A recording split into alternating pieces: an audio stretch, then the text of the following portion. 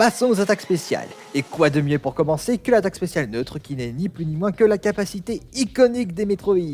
Le vampirisme. Certes, ce n'est pas la première fois que j'utilise dans ce moveset, mais je pense que c'est important de mettre en avant cette capacité. Car c'est ça qui a rendu les Metroid si dangereux. Des prédateurs aspirant la vie de leur proie jusqu'à ce qu'il ne reste plus qu'une enveloppe vide. Cette attaque spéciale est ce qu'on appelle un Command Grab. Dans un jeu de combat, un Command Grab, c'est une attaque qui ressemble à une saisie, mais qui n'en a pas la fonctionnalité traditionnelle. Ça ne veut pas dire qu'elles sont inutiles, juste qu'elles sont plus spécialisées. Pour cette attaque, le Metroid prend de l'élan et sort de sa capsule, le croc en avant.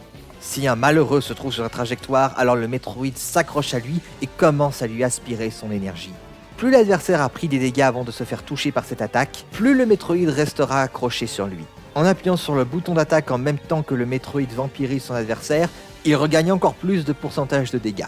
Cependant, au bout d'un certain temps, le Metroid se décrochera de son adversaire. Une fois décroché, ou s'il rate sa cible, il retournera à sa capsule de lui-même. Mais durant ce délai, vu qu'il est hors de sa capsule, il devient alors très vulnérable aux attaques. Alors faites attention. Pour son attaque spéciale côté, le Metroid utilise le même outil qu'il a dérobé à Mother Brain, le Super Rayon. Pour le coup, l'attaque est plus réminiscente de la manière dont Samus a utilisé le Super Rayon lors de son combat, au lieu de la manière dont Mother Brain l'a utilisé. Le Metroid sort partiellement de sa capsule et tire alors un rayon laser arc-en-ciel devant lui. Ce qui fait que fonctionnellement, elle ressemble pas mal à l'une des attaques spéciales du tireur Mi. Avec cependant quelques différences majeures. Les tirs sont plus puissants, ils sont plus longs, il a une moins bonne cadence de tir, mais surtout, il est possible d'orienter la direction du tir du Super Metroid. Il est en effet capable de tirer en diagonale, aussi bien vers le haut que vers le bas. Et pour ce faire, il faut orienter le stick directionnel vers le haut ou vers le bas en utilisant l'attaque spéciale côté. Enfin vient son attaque spéciale haut. Ou plutôt devrais-je dire, ses attaques spéciales haut. Car en effet, le Metroid a deux attaques spéciales haut, en fonction de s'il est dans son bocal ou non. S'il est dans son bocal, son attaque spéciale haut s'appelle éjectage. Il prend de l'élan et sort avec force du bocal. Similaire à l'attaque spéciale haut de Bowser Jr., sauf qu'il décolle plus haut. Aussi, contrairement à la coupe à mobile, la capsule ne s'auto-détruit pas. Vous allez me dire, c'est logique, un bocal c'est pas une machine, ce n'est pas de bouton d'autodestruction. Enfin, ça dépend des univers fictifs. Mais ça ne veut pas dire qu'il n'inflige pas de dégâts dans sa chute. À partir d'une certaine distance dans sa chute, la capsule a un effet météore. De plus, si elle entre en contact avec une surface solide, elle se brise et les éclats de verre volent partout, blessant tout le monde à leur portée. S'il est déjà hors de son bocal lorsqu'il utilise son attaque spéciale haut, alors il utilise la charge Metroid. En termes de fonctionnement, elle est assez similaire à celle des attaques spéciales haut des personnages de Star Fox. Le Metroid s'immobilise en l'air un court instant avant de charger dans la direction choisie. Pas aussi puissant que les 10 attaques, elle parcourt néanmoins une plus grande distance. Enfin, voici son attaque spéciale bas, Mur de Cristal. Cette attaque est basée sur la dernière particularité du Metroid dont je n'ai pas encore parlé et que l'on peut observer à la fin de Metroid 2. Son étrange capacité de dévorer des cristaux, détruisant des murs entiers de minéraux là où les munitions de Samus n'ont eu absolument aucun effet durant tout le jeu. Au premier abord, l'attaque semble être un mélange entre la bouche d'incendie de Pac-Man et la TNT de Steve. Alors que la capsule s'ouvre, le Metroid projette une décharge d'énergie dans le sol. En maintenant le bouton enfoncé, on peut déplacer la décharge à sa gauche ou à sa droite jusqu'à une certaine distance de celui-ci. Et quand le bouton est relâché, un amas de cristaux apparaît au dit endroit.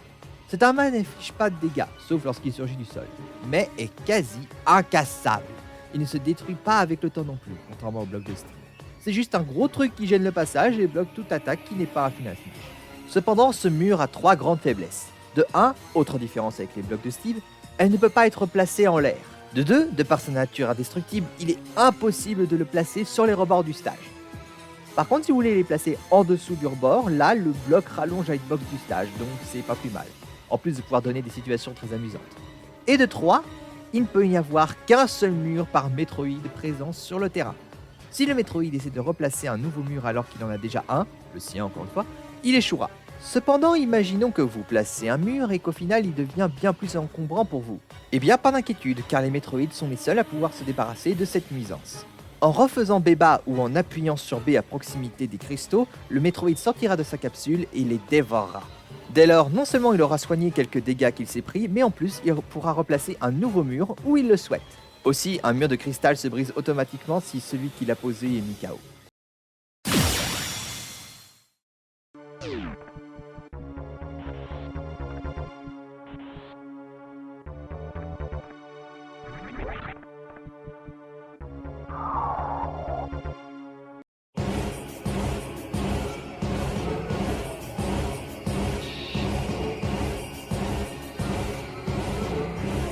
Pour son final Smash, le bébé Metroid, empreint de l'énergie de la balle Smash, sort de son bocal et devient le Super Metroid. Il charge devant lui et attrape le premier combattant qui passe à sa portée. Avec la victime prisonnière, le Metroid s'envole au-dessus du terrain, un peu comme les finales Smash de Cloud et Ike. Il se met alors à vampiriser son adversaire, lui infligeant de nombreux dégâts. Et si l'adversaire saisit à plus de 100% de dégâts à la fin de l'attaque, il est automatiquement mis KO. Mais ce n'est pas tout! Car même si le Metroid ne peut saisir qu'un seul adversaire à la fois, ceux qui continuent de s'affronter sur le terrain en bas doivent faire face à un obstacle colossal.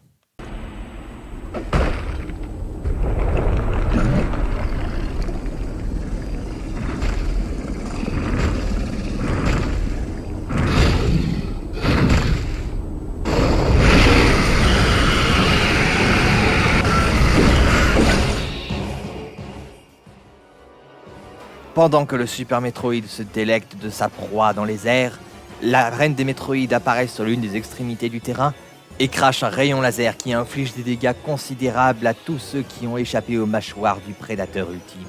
Contrairement à d'autres finales Smash de ce genre, il est impossible de contrôler l'orientation du laser, principalement parce qu'il bouge tout seul, dans le même pattern que celui de Metroid Samus Returns. D'abord devant elle orienté vers le bas, avant de finir orienté vers le haut. Ce final Smash qui regroupe les spécimens les plus puissants de l'espèce est nommé selon le même sobriquet que portent les Metroid. Car rappelez-vous, les Metroid sont à la base une forme de vie artificielle créée par les Chozo. Et en langue Chozo, Metroid signifie guerrier ultime. Pfiou! Bon ben, voilà, maintenant que la présentation plutôt mélodramatique du final Smash est terminée, il est temps d'achever cette vidéo en parlant du reste. Pour ces différentes couleurs alternatives, on va piocher parmi les Metroid dont je n'ai pas parlé, notamment ceux de Metroid Prime. Pour sa première couleur, il devient bleu et orange, en référence au Metroid Chasseur. Pour sa deuxième couleur, il devient principalement violet, comme les Metroid Fission. Pour sa troisième couleur, il devient mauve limite noir, en référence au Metroid sombre de la planète Éther. Pour sa quatrième couleur, il devient bleu avec une chair mauve, comme le Metroid Phazon. Pour sa cinquième couleur, il devient gris avec une chair bleue, en référence au Metroid Sauteur. Sa sixième couleur est plus unique. Il est vert foncé avec une chair jaune. Le vert foncé fait référence à la carapace des Metroid, et la chair jaune fait référence au Parasite X, l'autre espèce dangereuse que les Metroid avaient été créés pour éradiquer. Enfin, pour sa dernière couleur alternative, il devient orange et noir, en référence au Metroid Prime, aussi connu sous le nom de Samus Sombre, dans sa forme de base. Pour son entrée en scène, on va faire référence à Super Metroid. Ridley survole le terrain avec la capsule contenant le Metroid en main, mais le lâche accidentellement et la capsule arrive en catastrophe sur le terrain. C'est Provoque maintenant. Pour sa Provoque côté, il s'amuse à faire tourner son bocal, un peu comme la plante piranha fait. Pour sa Provoque haut, il pousse son fameux cri.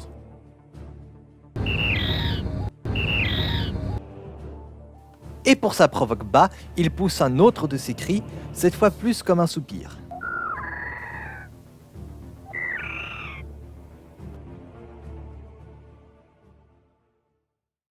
Passons maintenant aux animations de victoire. Pour sa première animation de victoire, le Metroid s'agite dans son bocal. Il tente de le casser, mais cette fois réussit. Il s'en échappe et s'enfuit de l'écran de victoire aussi vite que possible. Pour sa deuxième animation de victoire, un Side-Hopper est sur le terrain. Les Side-Hoppers sont un ennemi assez récurrent dans les jeux Metroid.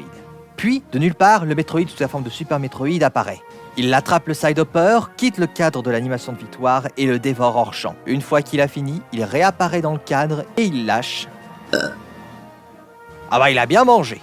Enfin, pour sa dernière animation de victoire, Samus fait une apparition spéciale. D'abord, elle apparaît seule sur l'écran, de dos. La caméra s'approche. Elle se retourne alors partiellement, avant de complètement se retourner, puis de lever la main, montrant le bébé Metroid sorti de sa capsule, et ce dernier flotte tout autour de Samus en poussant des petits cris de joie. C'est la manière de l'enfant de demander à sa mère s'il est fier de lui.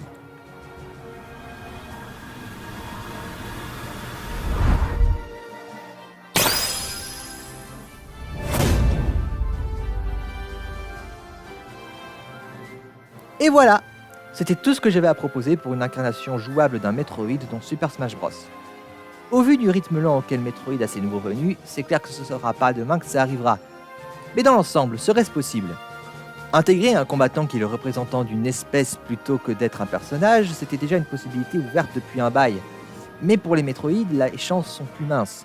Comme je l'ai dit, leur physique si particulier demandait beaucoup de travail d'adaptation, et je ne sais pas si mon concept aurait été possible malgré tous mes efforts pour en faire un concept crédible.